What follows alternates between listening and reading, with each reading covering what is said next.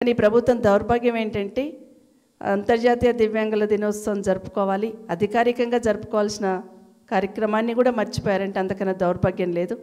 ఈ రాష్ట్ర ముఖ్యమంత్రికి సోయలేదు, ఈ రాష్ట్రం మంత్రివర్గానికి సోయలేదు. మరి అధికారులు ఏం చేస్తుంటే అర్థమవుతలేదు. అట్లీస్ట్ అధికారులనే చెప్పాలి, వీళ్ళని గౌరవించుకోవాలి, ఈ కార్యక్రమాన్ని చేసుకోవాలని. అది కూడా ధ్యాస లేకుండా నిజంగా బాధ అనిపిస్తూ ఉంది ఇక్కడ చూస్తూ ఉంటే.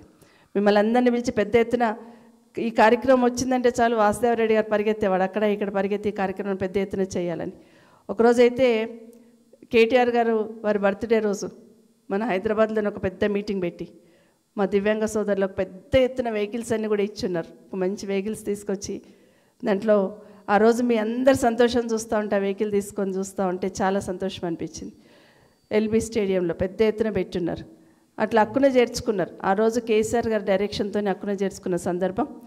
గతంలో తెలంగాణ రాకముందు మనకి ఎంత 500 వచ్చేది, మీకు 500 వచ్చిందని కేసీఆర్ గారు రాగానే పెంచున్నారు, 1500 చేస్తున్నారు. 1500 నుండి మళ్ళీ 3000 చేస్తున్నారు. 3000 నుండి వాళ్ళకి ఏం సరిపోతాయని 4000 కూడా చేస్తున్నారు. కానీ ప్రభుత్వంలో ఉన్న పెద్దలు ఏం చెప్పారు, 4000 ఏం సరిపోతాయి, మేము వస్తే 6000 అన్నారు. ఇవన్నీ కూడా 100 రోజులలోనే చేస్తామన్నారు. మేము ఇచ్చిన మాట ప్రకారం అన్ని 100 రోజులలోనే చేస్తామన్నారు. మరి ఆ 100 రోజులు ఇంకా అయినాయో లేదో వాళ్ళకి అర్థమవుతలేదు.